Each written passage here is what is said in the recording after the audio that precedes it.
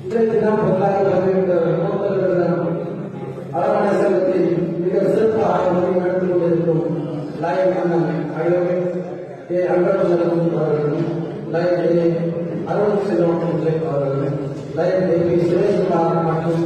அனைத்து சங்க உறுப்பினர்களையும் மிக சிறப்பாக செயல்படும் மாவட்டத்தின் முதன்மை சங்கமாக செயல்படும் எனது மனமாற்ற இந்த பொதுவில் பருவ முயற்சிக்குடைய நிகழ்ச்சி அடைய எண்ணம் தாழ் மன்றம் கொண்டு நம்முடைய முயற்சி டாக்டர் எஸ்.ஆர். அவர்களையும் மற்றும் இந்த சங்கத்தின் புதிய உறுப்பினர்களையும் சங்கத்தின்